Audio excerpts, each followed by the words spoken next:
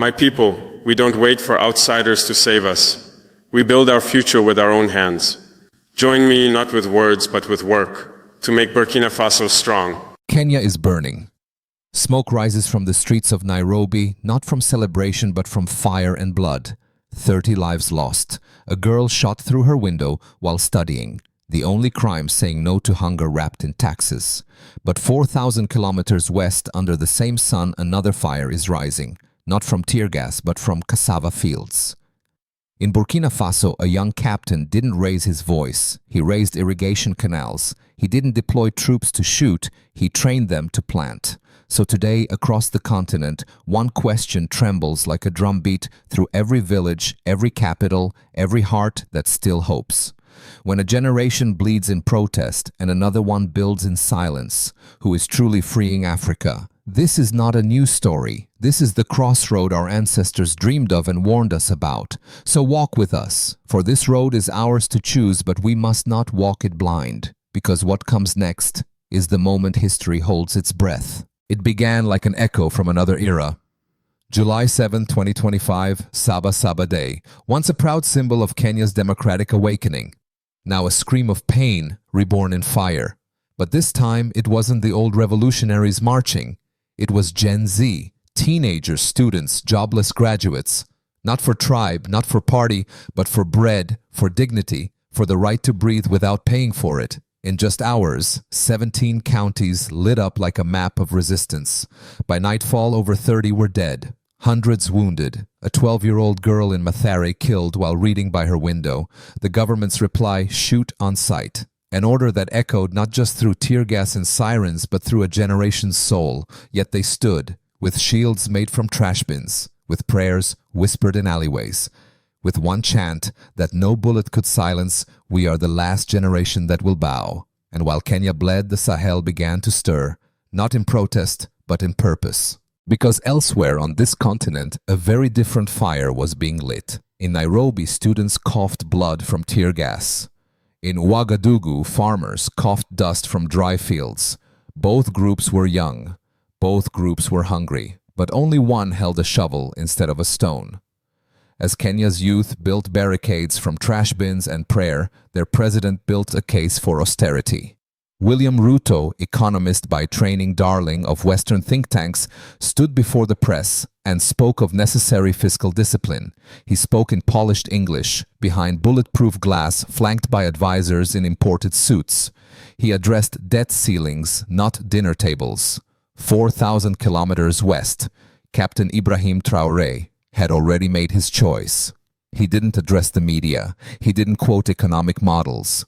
He stood in a cassava field, mud on his boots, sweat on his brow, listening to village elders speak in Murray and Fulfulde languages that carried no interest rate, only memory. The contrast wasn't just visual, it was structural. In Kenya, Ruto raised taxes on fuel, bread, and mobile money, arguing it was necessary to stabilize the economy.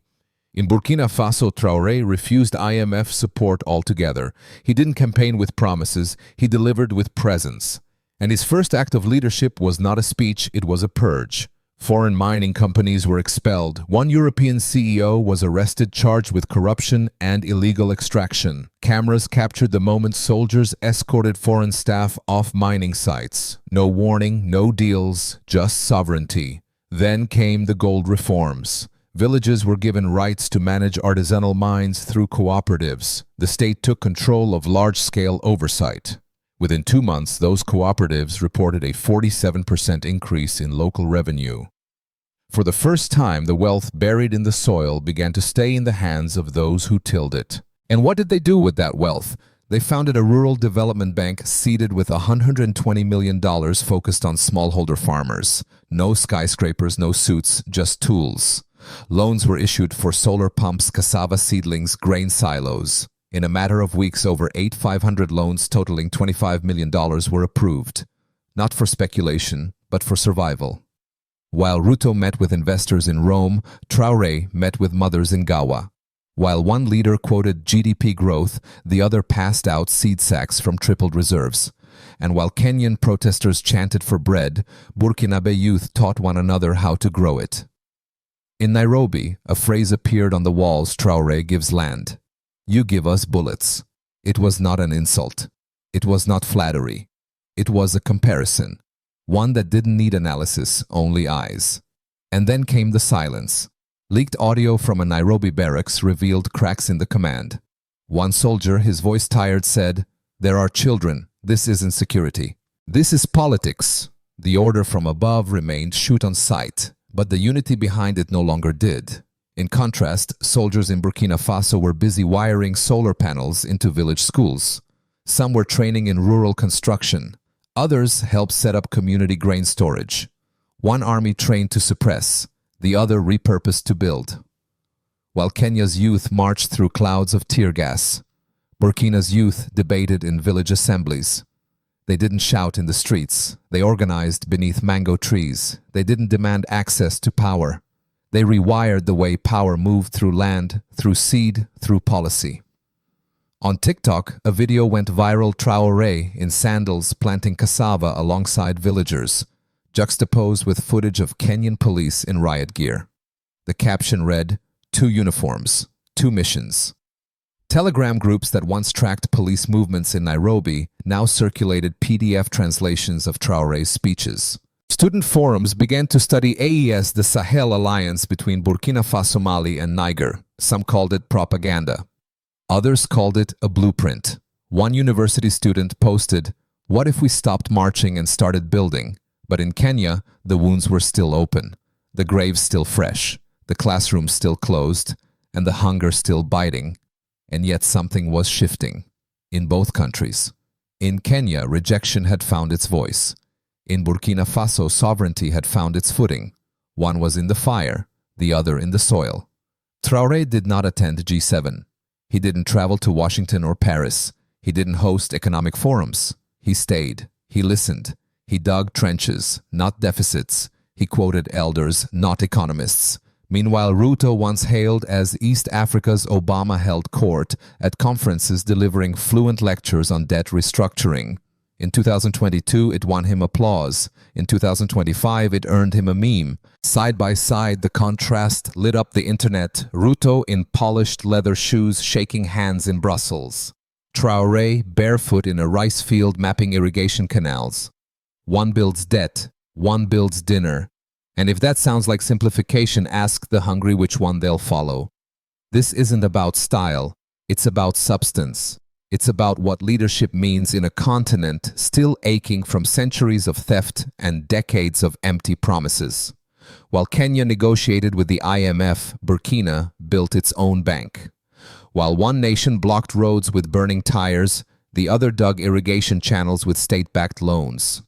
And in the minds of young Africans watching from across the diaspora, from Johannesburg to New York, Accra to Atlanta, a deeper question began to form.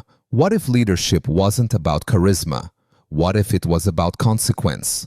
Because in one corner of the continent, a generation is protesting to survive, and in another, a generation is planning to outgrow the pain. But leadership, no matter how grounded, still faces its truest test when it reaches the ranks of the armed. And soon in Kenya's military, that test would arrive. It began with hesitation, a pause in a command, a moment too long before pulling a trigger. In Nairobi, the police still marched, the tear gas still hissed, the rubber bullets still cracked through the streets. But within the military barracks, once obedient, once unquestioning, something had changed. It was just a whisper at first, a rumor, a single soldier refusing to raise his weapon against the crowd. But the silence that followed was louder than any protest. Then a leak. An audio clip surfaced online, grainy, half-drowned in static but unmistakable. A senior officer's voice, calm but weighed with something deeper than fatigue, said, "These are our children, our nieces, our neighbors. This is not a security operation. It's political theater. It spread like fire." In group chats once used to map police vans, students now shared the clip on loop. On campus radios and midnight podcasts, the question repeated, is the army still with the state or is it with the people now? The Interior Ministry denied it. The President's office dismissed it as foreign manipulation, but the people didn't need proof. They could feel the shift. At some checkpoints, riot gear hung unused. In certain neighborhoods, soldiers simply vanished. Some refused orders, some simply stayed home. And in the streets, a new sign began to appear, scratched on cardboard, scrawled on cracked walls. Traoré gives his people land. What do you give us? Bullets. Meanwhile, in Burkina Faso, the uniform meant something else entirely. There, the military wasn't on the streets, it was in the fields. Under Traoré's administration, a national program had been launched not for combat, but cultivation. Soldiers were trained in agricultural science, irrigation, rural construction. They weren't guarding banks, they were building granaries. They weren't posted at city squares, they were installing solar pumps in remote schools. One young lieutenant, barely 25, was interviewed by a local station. Standing next to a half-finished greenhouse, hands dusty with soil, he said, "I used to defend borders. Now I help feed villages. It's the same flag, just a different mission." This philosophy, simple, stubborn, was spreading. And so was the comparison. On TikTok, a video stitched two scenes together. In one frame, Kenyan soldiers behind riot shields. In the next, Burkinabe troops planting cassava. The caption read, "Two uniforms, two missions." It wasn't propaganda, it was reflection. Telegram groups once used to share protest maps now circulated footage of Burkinabe cooperatives. Speeches by Traoré were translated into Swahili. In one clip, he says, "An army that does not feed its people will one day shoot at them. An army that feeds its people will be loved, not feared." And across Kenya, that quote landed like a confession. A grassroots campaign emerged online, "Sow Not Shoot." A slogan, yes, but also a demand. Young Kenyans called for a portion of the defense budget to be reallocated to food security and rural employment. They didn't ask for less protection. They asked for protection to be redefined. What if our soldiers built water tanks instead of launching tear gas, one youth activist asked in a town hall in Nakuru? What if uniforms came to villages not to search, but to serve? The crowd erupted, not in anger, in possibility. It wasn't just street activists who echoed the call. In university forums across Nairobi, Kisumu, and Mombasa, student unions, once laser-focused on local politics, began discussing the Sahel. Not just the violence, not just the withdrawal from France, but the reform, the decentralization, the food sovereignty. A political science major at the University of Nairobi tweeted, "I never thought I'd study Ouagadougou politics, but here we are." Burkina's constitution is required reading now, and as Kenya's streets burned, Burkina's villages lit up this time with solar grids. In Bobo Dioulasso, school children sketched diagrams for a solar-powered water system funded not by the UN, not by a foreign grant, but by an AES-backed community cooperative. Back in Nairobi, the streets were still under curfew, the schools were still closed, and the silence from parliament grew louder by the day. Yet in middle-class homes, the conversations shifted. At one dinner table in Eldoret, a father looked at his daughter, only 15, who had spent the last week attending night vigils for the dead. He asked, "What kind of country are we handing you?" She replied without bitterness, "One I'll have to rebuild." That reply echoed in countless homes. The faith in official statements was gone. What remained was the search for a new model, and the name whispered in that search again and again was Traoré. Not as a savior, not as a fantasy, but as a reference point, a working draft, a soldier in rubber sandals who dug trenches, a president who carried maize, a leader who quoted grandmothers before quoting GDP. Meanwhile, Kenya's president addressed the press in English. He spoke of fiscal ratios, foreign investment, global confidence. He called protesters misguided. He warned of foreign interference. But the people were no longer listening to the man behind the podium. They were listening to the man with dirt under his fingernails. Because leadership in Africa is no longer judged by speeches. It is judged by the distance between the palace and the village. And in that space, something dangerous is growing, not rebellion, not revolution, but comparison. And if that spreads far enough, fast enough, it does more than challenge governments. It rewrites the purpose of power itself. And when the image of one soldier building while another fires is burned into the minds of a generation, a new question rises. What is the military for in a democracy that dares to feed its people first? Because in the eyes of Africa's youth, especially in the streets of Kenya, uniforms are no longer symbols of order. They are litmus tests of vision. And when the bullets finally stop and the silence settles, the question remains, who will still be standing? The ones who fired or the ones who farmed? One speaks numbers, the other speaks names. William Ruto was once praised as the future of East African leadership. A self-made man, polished, eloquent, molded by institutions that worship metrics. An economist by training, a darling of international forums. He stood in Rome and Washington and Davos explaining Africa in PowerPoint slides, applauded for talking like the lenders wanted. But applause does not translate into bread. And PowerPoint slides cannot irrigate fields. Captain Ibrahim Traoré had none of that. No Western education, no Ivy League resume, no G7 invitations. What he had was proximity. While Ruto delivered fiscal sermons behind podiums, Traoré squatted beside village elders under mango trees. While Ruto flew to Brussels for billion-dollar deals, Traoré stayed in Kaya, hauling maize sacks, helping dig wells, watching the water run brown, then clear. There was no fanfare, no headlines, no global press. Just a leader who stayed. And in a continent long scarred by absences, by leaders who vanish into motorcades and foreign banks, his staying became his power. Fatima, a grandmother in Bobo Dioulasso, said it best. When asked why she believed in Traoré, she didn't mention gold reforms or cooperatives. She simply said, "He sat down and asked my name." No one ever did that. And maybe that is the difference. In Nairobi, a meme went viral. A split image. On the left, Ruto in a tailored navy suit shaking hands at the G7, smile, crisp shoes shining. On the right, Traoré in plastic sandals, pants rolled up, pointing toward an unfinished irrigation ditch in Gawa. The caption read, "One builds debt, one builds dinner." It wasn't made by journalists, it was made by students. And that's why it hurt so deeply. Because for many in Kenya, Ruto no longer felt like a leader, he felt like a system. Distant, measured, fluent in every language except the one spoken in hunger. He talks to London, one protester said, "Not to us. He sees numbers. We see prices. He negotiates debt. We negotiate breakfast." That fracture wasn't born overnight. It's been years in the making. But Sabasaba 2025 tore it open, and while it bled in the streets of Nairobi, a quiet admiration was forming not in chants, not in slogans, but in study. University forums in Kenya began hosting open discussions, not about the IMF but about AES. Not about tax models, but about land reform. Not about campaign strategy, but about soil. One lecturer in Kisumu remarked, "We are now quoting a man in rubber sandals more than our own finance minister, not out of delusion, but desperation. A desperation looking for dignity. Because when leaders stop listening, the people search elsewhere for meaning. And in Burkina Faso, that meaning was being rewritten in every school fitted with solar panels, in every village council drafting its first ever local budget. It wasn't a utopia. There were flaws. Skeptics raised real concerns. Would Traoré centralize too much power? Would the military remain accountable, who watches the builders when they hold the tools and the guns? But at least there was a blueprint.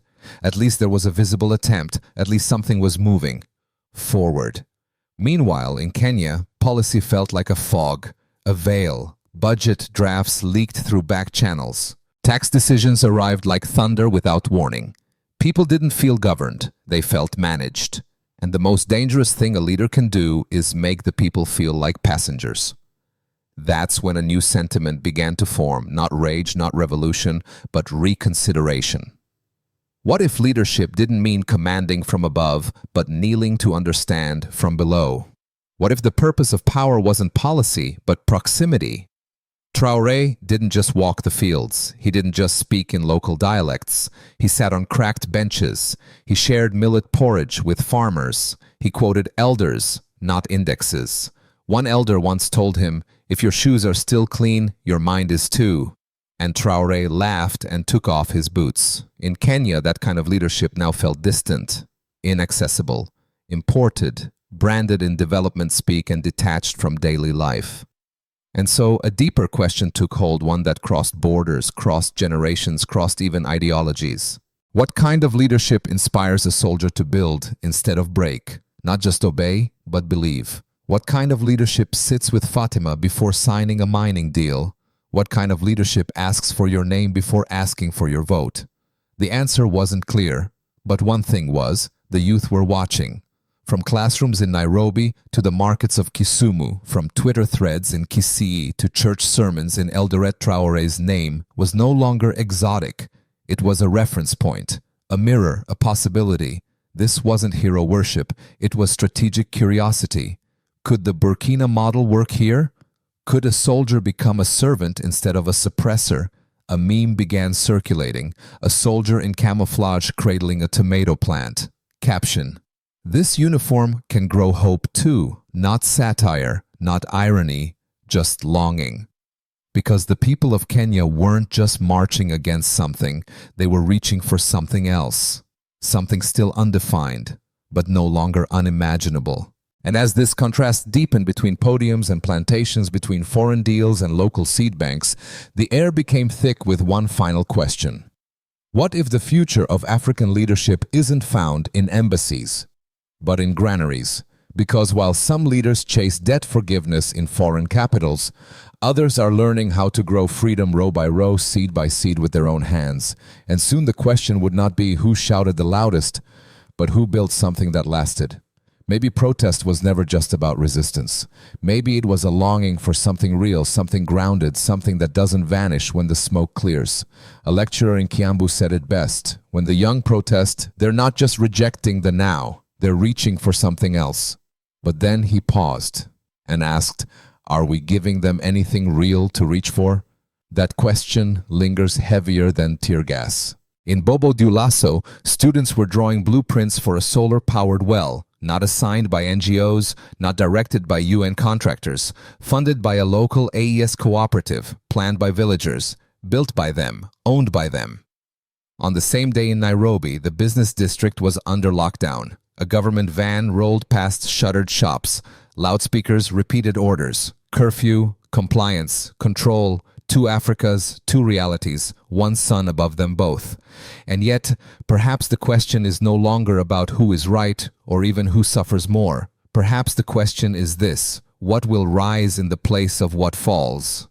A slogan can stop a convoy, but can it lay bricks? A march can shake a government, but can it irrigate a field? In Burkina Faso, they're trying, not perfectly, not without tension, but with intention.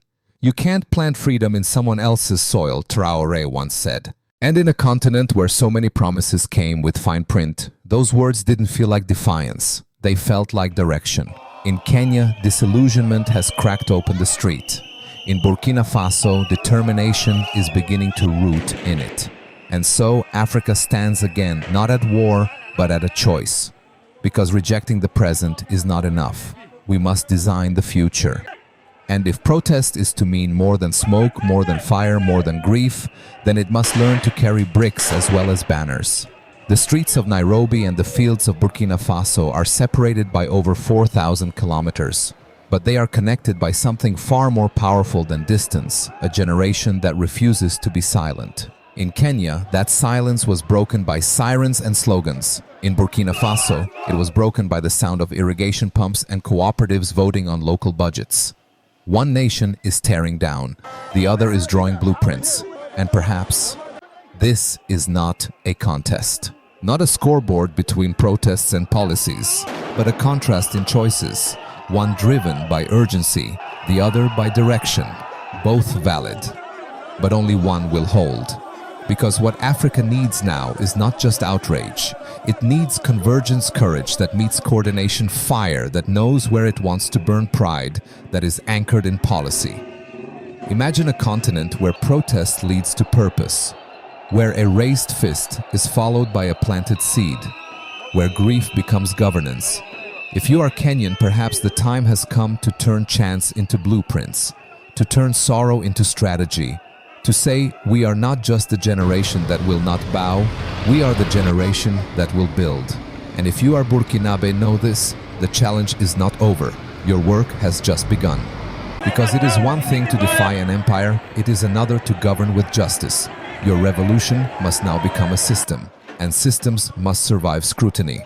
And if you're African watching from the streets of Chicago, the churches of Birmingham, the cafes of Paris, or the libraries of Brooklyn, then this story is yours too. You carry the rhythm of resistance in your blood, the wisdom of ancestors in your bones, and the future of a continent in your memory. So ask yourself, what would it mean to stand with the builders? What would it mean to speak of Africa not as trauma, but as triumph? Because what rises in Africa is no longer silence, it is structure, it is soil, it is you. If this story moved something inside you, write it in the comments. New Africa, I believe. And if you want to walk with us, truly walk with us. Subscribe to Spirit of Africa. We don't just tell stories, we tell the future before it arrives. And this is only the beginning. Amen.